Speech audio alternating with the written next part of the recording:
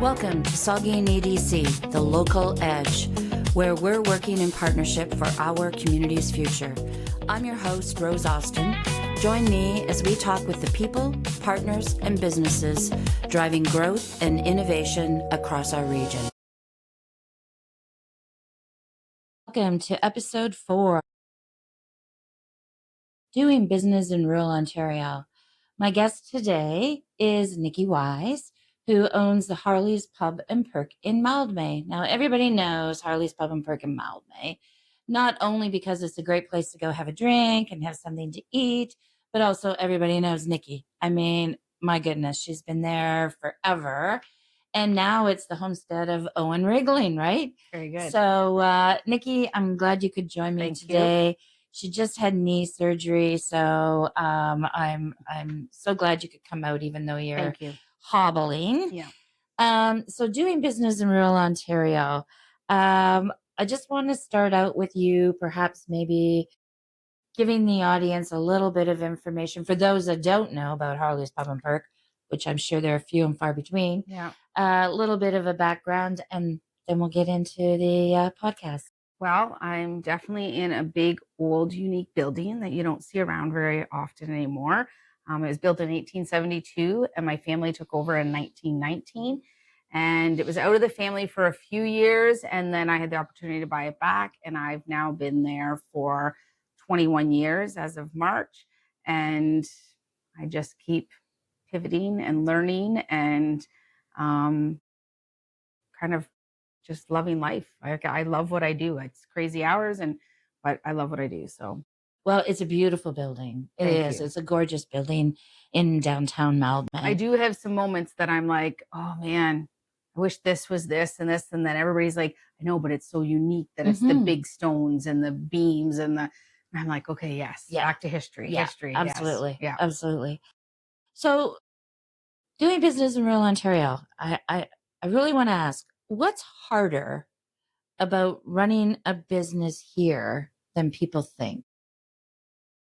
I think, and we can pump it out all we want, but the whole supporting local and what that actually means, that, it's, you think, oh, wow, I'm supporting a business or whatever. But I think people don't understand the broader aspect of it, in the sense that we're then supporting all the local teams and the businesses and supporting each other as businesses, because we have all kinds of business organizations that we help together to come together. So I think sometimes in rural Ontario, people just don't realize the bigger impact of helping a small business, because those small businesses, they have passion for their community. They chose the community that they're in for a reason, and their whole mission is to stay active in that community. So it's not just having the business in the community, it's the whole community and surrounding communities. Mm-hmm. Like, I know all the different communities I support in my area.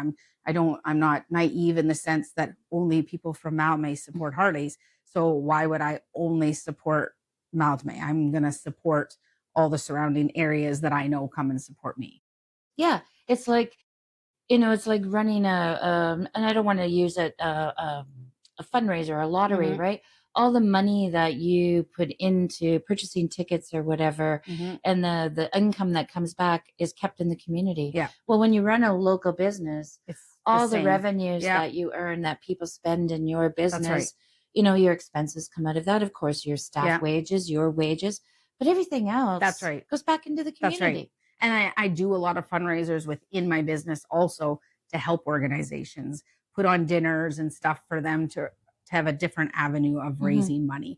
So I think people don't understand that gamut of having a business in rural Ontario. Right. I agree.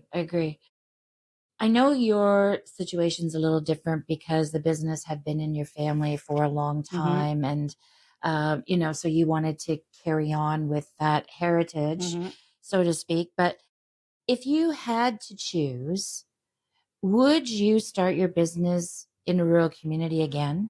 100%. Yeah. Yes. Mhm. I went away to school for nursing. I lived down in the city. I knew I would be in the city for a short period of time until I could move home with my nursing.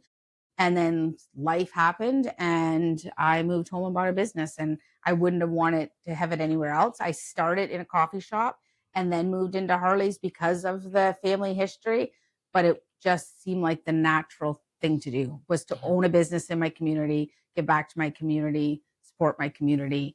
Um, yeah, I would never think to put it in any bigger of a location, I guess you Right, could say. right. Yeah, I forgot that you went to school to be a Yeah. nurse, right? And then you came back and just pivoted into Yep. this. Yeah. And then thought about it a few times. Oh, maybe it's time to get back into nursing. And was like, No. I really like what I'm doing. Yeah. So yeah. Good, good.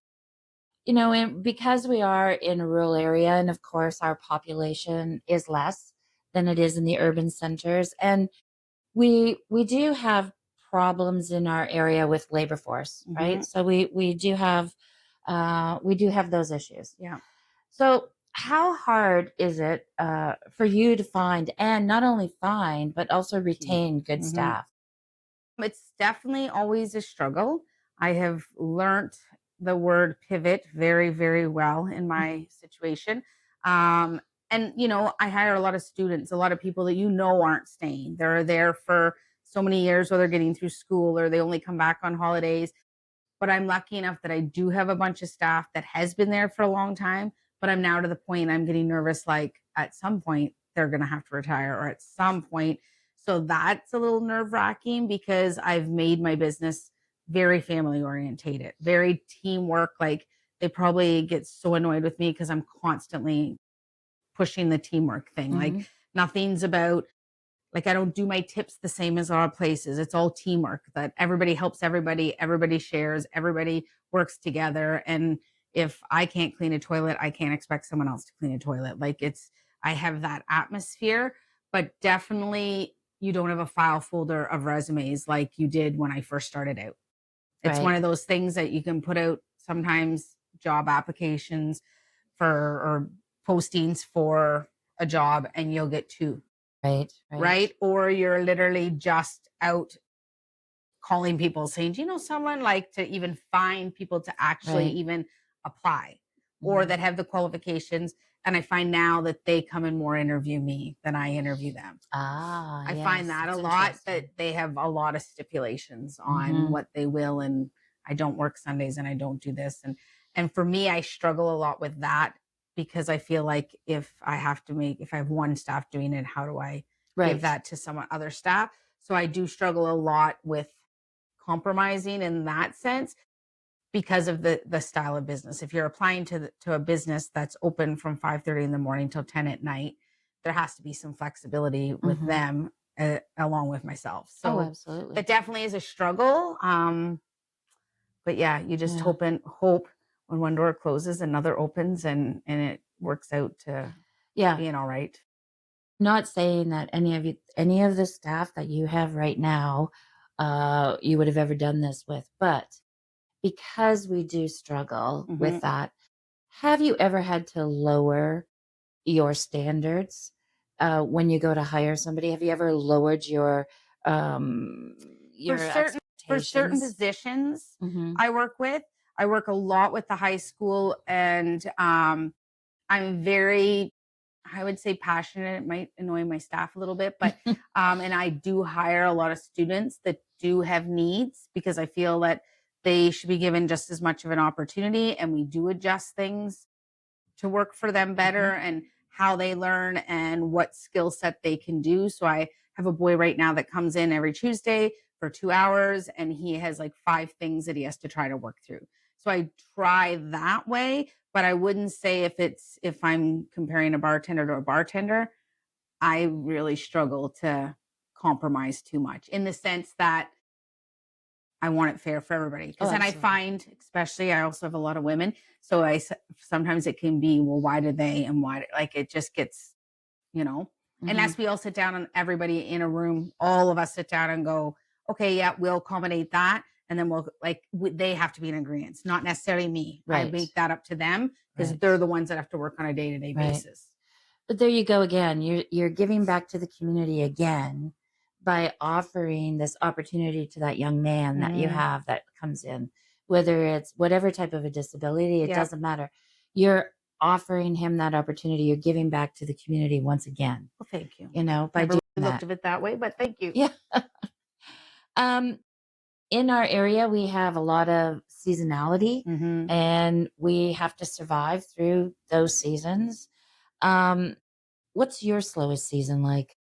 Well, I used to always say it was January and February, but thank the weather gods, it's been great because now we have had all the snowmobilers. For years we didn't have that. So I find my January and February are no longer the slower season. I would say April, March, end of March, April, kind of my slow season, only because weddings haven't kicked off because I do so much catering. Businesses start to get back into their routine of meetings. They really kind of slow down in the winter because of canceling with roads. So I find that I have that little bit of gap there, that I have kind of to regroup, do extra cleaning that we might not have gotten to in the winter. And then I used to have more like Thanksgiving to Remembrance Day, a little gap in there. But I find now weddings are going right to the end of October, and Christmas is starting the first weekend in November. When it comes to catering, when it comes to the bar, it really varies on sports, when they're starting, when they're ending, when there's tournaments in town, kind of that idea. And if I find that I'm having a slow time, then I create something. Right. I have a wine pairing. I bring in bands. I do stuff just because I want it to be worth it for the staff. Right. Slow days are good the odd time because Sure. then things can get done. But I'm always trying to find different things that I can bring people in for events, trivia nights, and all that kind of stuff. So you really pivot during those slow times, try to, right? yes. Yeah. I know this is a hard question, but every single entrepreneur struggles with this. So it's like, how do you mentally handle the ups and downs, not just with the survival through the slow seasons and keeping your staff working as a team, making sure everybody's being treated fairly, making sure that the revenue is coming in, the expenses are staying there. Man, you're hitting all the points, Rose. It can be extremely stressful. Yes. There are times where you're like, I know a good shot of vodka helps. Well, yes, I like my occasional rum and stuff here and there, the joys of owning a bar. Really, I'm a huge list writer. So I just sit down and start writing it all out. Yeah. And then start to categorize. And I have different people that work in different positions. So I'm like, okay, that's a social media thing. That's going to be for her to do. I have this is quoting. I can give this to this, and really try to utilize the people that I have hired to help me solve a bunch of the different problems. I've noticed right now with being off with my knee surgery that it's a lot of thinking, like almost too much thinking, because I'm like, okay, I need to fix this and I need to work on this. So what are the things I need to do that? So the lists I have at my house right now are unbelievable, but I'm a very goal oriented person. I like a number. I like a date. So then this way I just set those goals out on paper and then start working towards them. Or I'm lucky enough, I've been around a while. I know the people that I can call. If it's something that I just am needing some advice or needing like how to pivot on it, then who do I call? But you're very hands-on, right? I'm You very have hands-on. always been involved in, Yes. in the I'm kitchen. in the kitchen most of my day. Right. Yeah. Right. And now, and because you were off, Oh yeah. how hard was that? Oh, it was hard. It was actually more mentally hard maybe than physical, because like I just wanted to go back to work because I truly love what I do. And so I found it very mentally hard. And I kind of was mad at a lot of different people because I didn't feel I was prepared for that. And I didn't, right? They're always telling you all the physical stuff you need to be ready for, where the mental stuff. Yeah. I had some good friends that visited a lot with coffees and check-ins and all that stuff, because it was just, yeah, the mental part of it, you have to take care of your mental part. Like, and I'm a person that between mental and physical, because I've had rheumatoid arthritis since I was 3, I do acupuncture once a month, chiropractor every 2 weeks, reflexology once a month, physio every 2 weeks, and massage once a month. Like I do those things for myself to keep me in check. Those are my times I leave, you need unwind. And I've just learned that those are my things. I have all my team that kind of keeps me functioning and going. And then and a counselor, have a counselor, because to me, why not talk to someone who can just sometimes I need someone to check me a little, Oh, absolutely. We right? all need that. Yeah. We all need that, Yeah. right? I know we're in a small town, and I know that, Mildmay's a little bit smaller than Walkerton. Hmm. Every little town has its own population, but we're all very close knit. Hmm. But we have the big urban centers, Yeah. right? So, do you ever feel like you're competing with big city businesses, or that you're not even in the same game? I don't even feel I'm competing with the local businesses. Like, I find we can't all do it. Like, Right. if I was the only place in Mildmay and the only caterer and there's no way.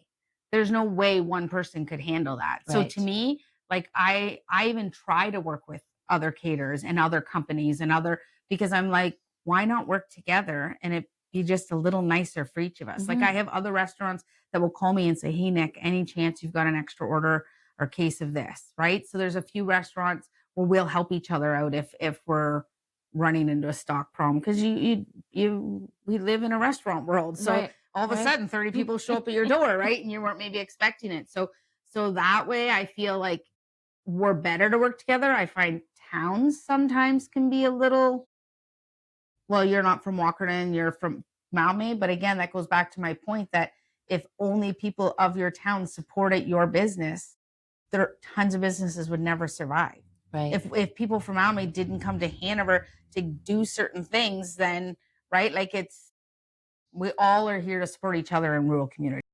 Yeah, that's a really good point. I had a mentor when I first started doing what I do now. And one thing that he always said to me, what you have to keep in mind is, and he coined the phrase, regional cooperativism.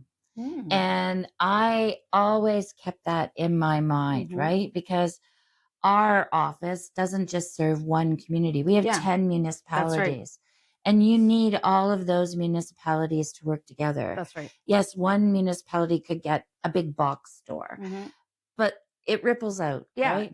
Same with one that's right. one restaurant, Yeah, there is that yeah, ripple effect, that's right. And right? I love to eat out. I'm at my Yeah. restaurant all the time. So people will see me at other restaurants and I think they're being funny, but they're like, "Oh, what are you doing here?" And I'm like, I got to eat too." Like, and I've cooked all day, so Yeah. I don't really want to cook my own food again, right? Yeah. So I try to go out. Like, I don't know if other businesses per se do that, because I can't really say if I've seen a lot of the people out at the front of the pub, but I'm more in the back. So I'm not Right. necessarily seeing that. Right.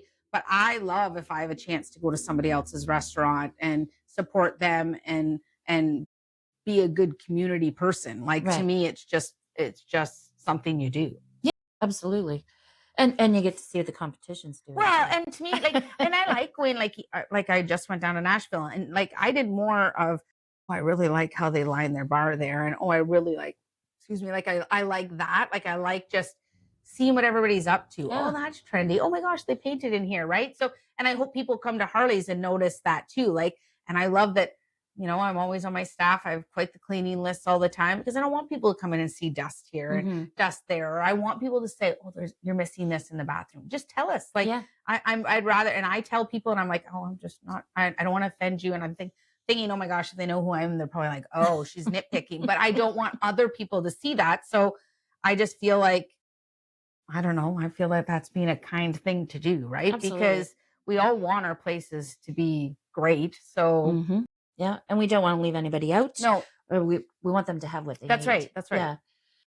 Since we are in a rural area, and a lot of our municipalities, but even our small towns are kind of landlocked, so to speak, right? Hmm. We don't have a lot of places to grow No, to. And the last thing we want to do is take over agricultural land, no, for sure. particularly prime Yeah. agricultural land, because I mean that's what we're based on, Yeah. right? And your business is a little different because you have this beautiful stone building. But do you ever feel capped on your location when it comes to growth or the potential of growth? Um, Not really. No. What do I wish I had a slide out in my kitchen that once in a while we could just go, "Ooh," be a little easier to work. Um, I just feel like it's even, this ties a bit into my catering and stuff too, that like people are like, oh, you need to get one of those catering trucks and you need to, and I'm like, but I would feel like if I did that, I would have to do more or bigger. Where to me, sometimes you're better to focus on what you have and keep that great and keep that better. And when I see places that have multiple locations, it kind of dumbfounds me to how do they make this happen? And maybe that's just my controlling nature, that I want to have a little bit of my finger on everything, that like I'm happy with my size. Like, yes, there are times which I wish I could do maybe a little bit more, but they're here and there. Right. Or you just go to a hall or you go to another venue. And because of that catering end of it, I know of all kinds of fun venues that I'll just take my whole thing to there. Right. And see, that's the one good thing about being in a rural community. You know the person who runs the Kingston Hall, who runs the Legion, who runs this, who runs that. Yeah. And if there is a party coming up and your restaurant's going to be full that day because you're running an event, but you need another hall. Oh, I'm happy to suggest. Yeah. It's a phone call. And you can still cater it. But it's a phone call. Can we use your space? And I think that's where catering for me is like an expansion, because the pub's still running and all that, but then I'm out doing other events. So that's kind of my expansion off my building. Yeah. So there's never been a missed opportunity just because of your geography. No, not at all. And that, I think that's a misconception. I think so too. Urban people have about rural people. Oh, you're missing so many opportunities because you're stuck in a small town. Oh, no. Small demographics, small population, where it's better for us because we know everybody. That's right. Like, we just have to make a phone call. That's right. Exactly. Right? That's all it is. Yeah. Yeah. No, I agree. So this is a good segue into my next question is, how important do you feel relationships are compared to a certain skill you need in your restaurant or a certain product that you have in your restaurant? I think everybody, to a degree, hence why I no longer do the interviews, because I'd want to hire everybody, because I think everybody should get a chance to grow and to learn and all that stuff. But then it doesn't always fare out so well for me, because, I'm learning also that the personalities, I think those courses are great, that people learn that, some people's personalities just can't do the 1, 2, 3. They can do the 1 all right and maybe the 3, but 1, 2, 3 is too much. So I think it's also learning how each other learn. And it's also learning in the sense of over time. Like right now, I find we're in a era that's, it's everybody's brains overloaded all the time. So I'm finding that as a little bit of a struggle, because the original people you have working there were completely different than the new people. Absolutely. So it's learning how to combine them, that these people aren't furious and that these people are learning, but also to say that in the end, it's the end product. So if we both have to adjust a little to how it has to happen, it just sometimes takes a little more time than usually what you were expecting it to take. Flexibility. All these words that, I never actually thought about in business. Like pivoting, pivot. Like it's nonstop. And flexibility is another thing. Yeah. Right? Absolutely. You still have to have control, but you still have to have that, that you can actually listen to someone's side and go, well, yes. Or I can say, yes, that's fine. But in the end, this is the way that I think works best. Yeah. And that's a hard conversation to have too, because sometimes people, they're not willing to listen to that. That's true. You still have to understand, and be flexible enough to understand that that grade 9 student who this is their very first job. Yeah. And they hear that ding ding on their phone. Yeah. Their first response is like Pavlov's dog to that ding ding. Gotta check it. Yeah. And that it may take a little bit to break that habit while they're working. That's right. Because that's their first response. It is. That's right. So when you see them doing the first time, okay, all right, hey, we don't. I just noticed there's just a lot of bathroom breaks now. Yeah. Right? It's just, I'm like, oh, wow, you must have drank a lot of water today, Lily. And they just kind of smirk at me. And I'm like, okay, let's go. It's even my catering staff, right? The catering kids. Some of them have gotten good, because I'm like, you're only here for 3 hours. Let's just maybe leave the phones in the vehicle and let's get right at it. Yeah, kind of absolutely. thing. So absolutely. It's a little different. The sooner you get in, the sooner you get out. That's right. Right. Do you feel that your reputation or a business reputation, be it yours or be it your business, can make or break you faster in a smaller community? That's a tough one because, yeah, I think reputation's a lot. And when at the beginning, when you say all those nice things about me, I still struggle with that. Like, I still, even getting asked to do this kind of stuff because I think that I'm just doing my thing. And I don't really think of the fact that I've made a bit of a name for myself and that Mhm. people do know who I am. Right. And I think that part's a bit of a struggle, but I think reputation is huge. I also grew up in an era where my mom, everything was reputation, like everything. Right. So that to me is a huge quality and a huge value that means a lot to me. So there could be other generations or other businesses that that's not a concern. But for me, I tend to say a lot in my business. And again, with catering, that, you know what? And I say, like, I'm not being offensive when I say this, but they don't know who Shelly B is, Mhm. but they know who Nick Wise is. So I'm the Mhm. one in the end that's going to have to fix this, deal with this, talk this through. So that way, my reputation, that is what would wear on me the most mentally. Yeah. Because if any little thing that I know is going wrong, I take it personally because it's my reputation Right. and me as Harley's. Because I a Absolutely. lot of times feel like they're all in one, Yeah, right? absolutely. Like, people know if they're coming to Harley's that Nick is there. And a lot of Mhm. times people say, "Oh, I didn't see you." I'm like, "Well, just call me from the back." Like, I'm usually more in the back, right? Like, Right. that's The just, note front. yes. Yeah. Yeah. But you're there But I'm most of the there. time. Yes. In your opinion, what is something frustrating about doing business in a small community that people don't normally talk about? It frustrates me that people have the mindset that, well, you're from Mildmay and we just want to support somebody Right. from Walkerton or Hanover. That's all unfair. But again, it's going back to that whole, every community has to support every community to Mhm. make things happen. So that frustrates me. Being in a small community, and I know this is everywhere, like, the amount of requests for donations is Mm. mind blowing. And I was just in a meeting for an organization I'm on, and one of the girls that has a home based business off of the main street said, "Oh, well, businesses love to donate to put in baskets and business," and we do, we Mhm. love to, but I don't think people realize the amount. Like, I easily could say in last year's donations, it was over $30,000. And that's a Wow. huge amount of Wow. money because when you're sponsoring a hockey team or you're sponsoring, I did the IPM plowing match, Walker and Homecomings this year. So I committed to that last year. So, right. So it's things like that that quickly add up. And that's not all the little gifts you're Mhm. giving. And we're very happy to be a part of it. But I find there's more and more of it because of social media.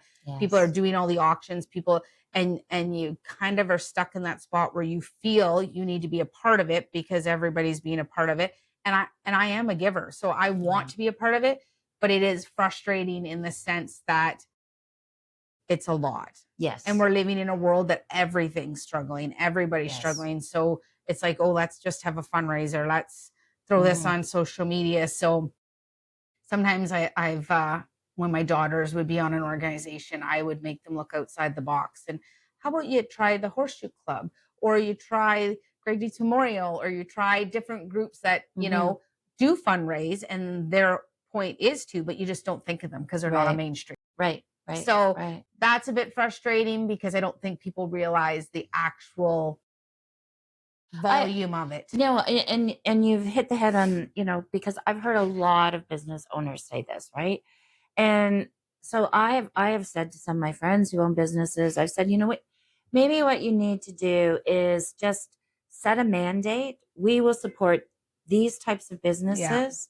Maybe it's youth sports, yeah. maybe it's youth entrepreneurialism, maybe it's seniors, maybe it's disabled, That's where I would get right? weak though, because I You want to support I everybody. I get like, "Oh, yeah, no problem," right? Like, that's where it's Yeah. hard because when you even put out those basic, say, 5 things, it still can cover a really Oh, broad. So absolutely. that's, yeah, it's Yeah. it's a tough one. Like, Yeah, I it's bet. Yeah, it's hard to turn somebody away. It is. And again, I don't want people to ever hear this and think, oh, don't go to Harley's because Yeah. Nick's annoyed with it. I'm just saying I want people to understand the amount and value we go to make sure this stuff happens within a Absolutely. community. Every golf tournament I go to, it doesn't matter what the event is. If there's prizes to be won, I always see gift certificates from Harley's Pub and Perk. I always see, thank you. It's always there, right? And I want to be a part of that. I Mhm. do. It just that, and I guess too, right now we've got a lot of big years with a lot of big events coming to Oh, our area. absolutely. So that does make a big difference. Yes. But Yes. yeah, that's one thing I don't think people fully Yeah, understand, that I know. it's a lot of letters that you get in a week. It is. And phone calls Yeah. and knocks on the door. Yeah. Yeah, absolutely. Absolutely. If someone said to you, I want to open up a business in a small town, what would you say to them? I would say I know a lot of storefronts that would be perfect for you, because I think a full main street is an added value to any community. I think, like, I personally, as being a chamber president, I would jump in and try to help them. I would give them all the resources that I know of or that I've used over the years. I think it's just, you've got to be willing to put in the time. You can't decide to open a business, but I've got 3 kids at home, so I can only do this. So you can't be upset if you're not putting in the time, because any entrepreneur, you got to put in the time. You got to put in the hours. And it might mean that, you go home with a bag full of books. Like, that's just a normal daily thing for me. Like, and if I get some done, I get some done. If I don't, I don't. But I couldn't imagine leaving work without taking something that, if at home, I have time to do it, because you've always got to be on the next step, especially now with social media and everything. That's really added to it's a whole nother job just to have social media keep up. And those things are very important. Like, they're huge aspects of being an entrepreneur nowadays, just because people are looking for it. They're scrolling, they're looking. And if you've got a new business, you just need to hammer away at that. But Right. I think being an entrepreneur is extremely rewarding. Mhm. In all ways, because it shows your passion in if you're opening a store and it's about knitting, well, that's your passion. Mhm. So you need to just show your passion, and people will come. They will come. So, but you have to be committed to put in that time. Yes. And you have to have the support from your family. That's right. That's very important to have that. My kids just knew, if they couldn't, just call me at Harley's, like, or just come to the pub, right? Like, there wasn't food in the house. Well, they were lucky at least that way, right? Like, it was just, they never knew any different, right? So I didn't feel like I was taking anything from them. And the things that maybe some people would feel like they're losing out on with their kids, I feel like they were gaining also, in the aspect that they were doing math when they were helping me cook because of measuring. They were counting money and helping work in the coffee shop, or they were stocking and putting inventory away. So I feel like they were learning other skills than maybe. Well, they were also learning how to be an entrepreneur. That's right. Right? They were learning what that passion is, what that drive is. They were learning, you got to work. Yeah. Like, work is important. It's That's not right. just 9 to 5, Monday to Friday. And I very much, with my kids, when I do get too much on the whole work thing, that I'm like, it's not about the money. I'm not telling you to work because of the money. I'm just telling you because I think it's a healthy thing to do. I couldn't imagine.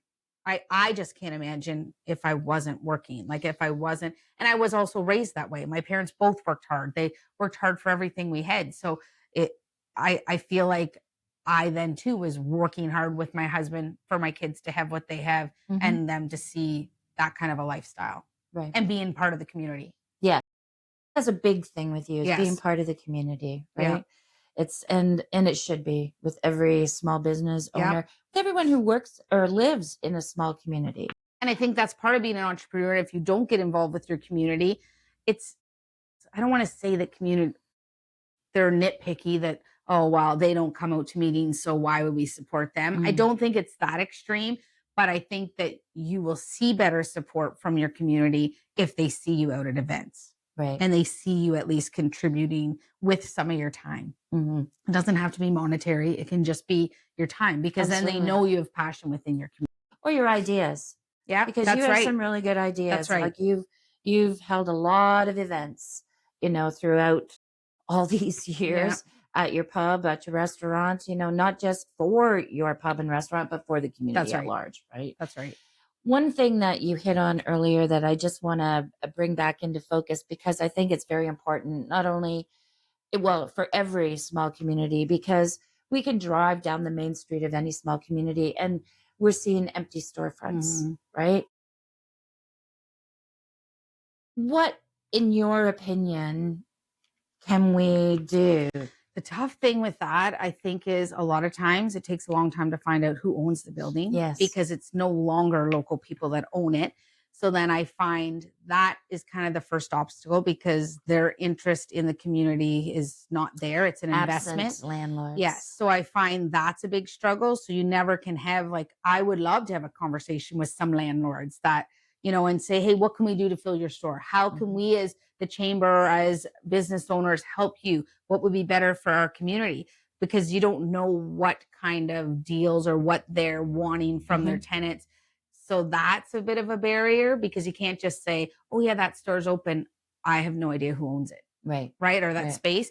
So I find that's a bit of a struggle. I find people are very nervous to go into storefronts because they're allowed to have so many home-based businesses, and people with social media online are supporting that like crazy. And I think that's great. Again, that's showing your passion. And I think going into a store is nerve-wracking, because you don't have quite that freedom of being at home and working and multitasking that way.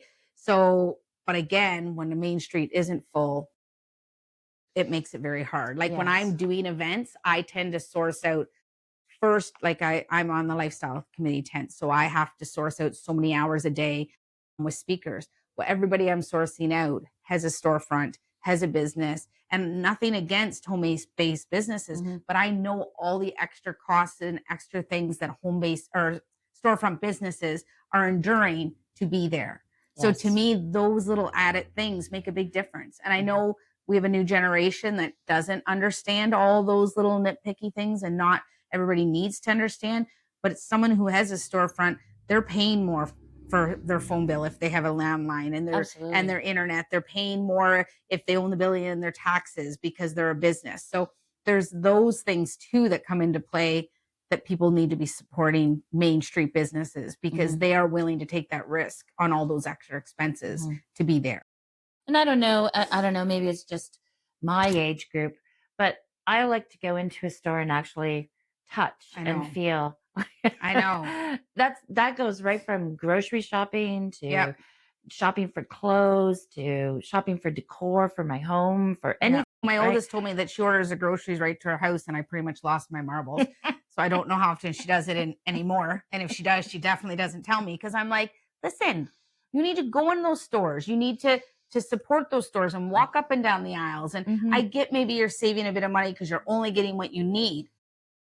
But like the store you're buying from is the box store that's not supporting the community and showing that they're donating to the hockey team and they're this. And I usually get, yes, mom, I totally understand. But I have to remind them that, because people, it's convenient. It's just, and to me, people too, the whole pulling up and your kids are in the vehicle and it saves me time. I get that too. But all the skills your kids learn in the grocery store on what's on sale and how much money you're saving, and why you maybe this week can't have this product because you're going to save for this product. Like I worry that our kids are losing out the social skills of just hanging out in a grocery store. And the people you meet. And actually, usually the staff, if I need to run up to the grocery store in town, usually vote for someone else to go, because it takes me an hour to come back because I'm visiting with everybody in every aisle, right? But at the same time, it's those kind of things that you need, those interactions, and you need that with your kids, right? And to have fun with them in a grocery store instead of looking at it as stress. Yeah. Go in it with a positive attitude, and then maybe you can plan a meal together. Okay, we're going to make homemade pizzas, so these are the things we're going to need. Yes. What would you like? Let's go find it. Like, yes, it takes more time, but at the same time, I remember the days where I'd load up all three girls and away we went. And yes, I got rammed in the ankle 100 times with the grocery cart. But those tantrums. That's right. Aisles. That's right. But that stuff to me is a big part of who my kids are. Yeah. So then when I found out she was ordering her groceries to her house, I was like, whoa. It is advantageous for a lot of people. I mean, people who are, disabled and shut up in home, and, or can't get out in the wintertime Yeah. because they're only Yes, that's right. scooter, things like that. But I know a lot of people in those situations where if a family member or a neighbor or somebody went up to them and said, "Hey, Yeah. I'm going to the store Yeah. today. Yeah. Do you want to come along?" They would jump at the They opportunity. would go Yes. because it's an outing, That's right. They could see, somebody they haven't seen in a long time That's at the right. store, I know. Have that conversation. But to me, I just think, again, we're just in an era, hopefully, of transition, and everybody says everything eventually comes back around. And I'm really hoping that is something that comes back around. Yeah. That people take value in those things. Yeah, me too. So, doing business in rural Ontario, doing business in a small community, much like the ones we live in, and particularly in Mildmay. You for it? I'm for it. Okay. 100% for it. My guest today, Nikki Wise from Harley's Pub and Perk. Thank you so very much for coming out and talking to us. You're welcome. About doing business in rural Ontario. Thank you. It's a pleasure to be here. Thanks for listening to The Local Edge, brought to you by Saugeen Economic Development Corporation, working in partnership for our community's future. Be sure to subscribe and stay tuned for more stories of collaboration, resilience, and success across our local community.